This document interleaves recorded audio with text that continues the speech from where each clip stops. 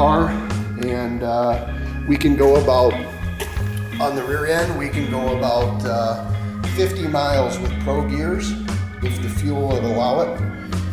We could go 50 miles before it would heat up too much and it start annealing the gears where they'd eat themselves up. Otherwise, it's not an issue. We're looking for cracks. Now, see this? Mm-hmm. Okay, you got a toe and a heel. Mm-hmm. And see the wear pattern? Looks like it's on the outside. Well, the point is how deep it is. And if the pattern's in the middle in the main meat of the gear, you follow me? Yep. If it was out here further, or too far this way or too far this way, it would be a problem. So you can buy these ring gear or third member. This whole setup is called a third member. You buy this, you can get this right from Mark Williams, and they set the gears up for you.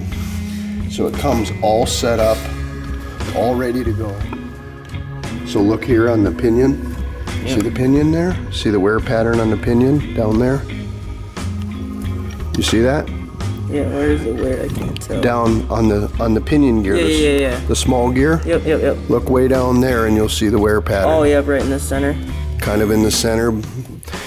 That's your, this is what you put the lead paint on. Oh. And when you spin it, it leaves a pattern and it tells you where the gear is going to show a pattern when it breaks in.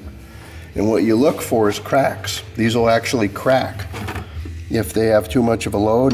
These look great. I don't see any issue whatsoever. So what does this do?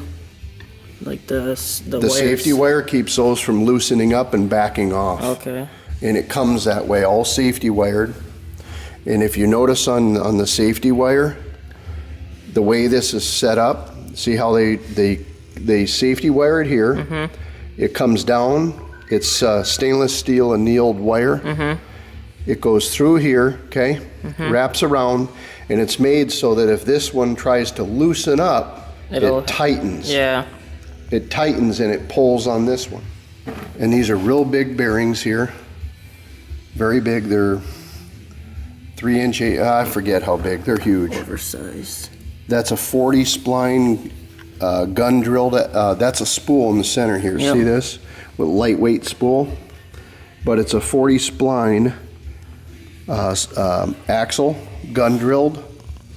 And you know, if you pull out one of those axles and just remember the way it goes, you can pull it out and put it on the welding bench and look at it.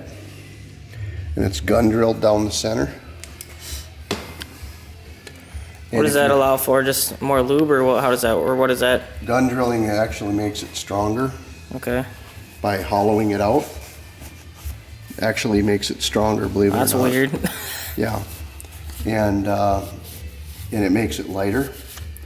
And they're 40 spline. Now this is a spool, or I mean a full floater. So there's a hub on the rear end on each side. So on that rear end, if you took that rear end out, there's a hub in there with two big bearings that are 3-inch 800 thou, and they're actually hammered on to a big spindle about this big, like this, and then there's a clip on the end that hold those hubs on. So you got an inner and outer bearing with that hub, and those are press fit onto that hub.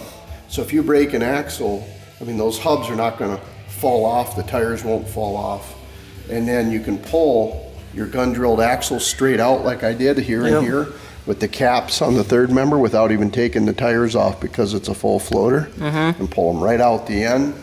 You do this, you could take a new third member like this with a new gear set, throw it in, slap your axles back in, put the caps on it, and you're good to go.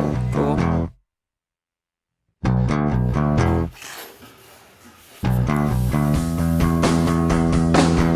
Isn't that weird? It makes it stronger.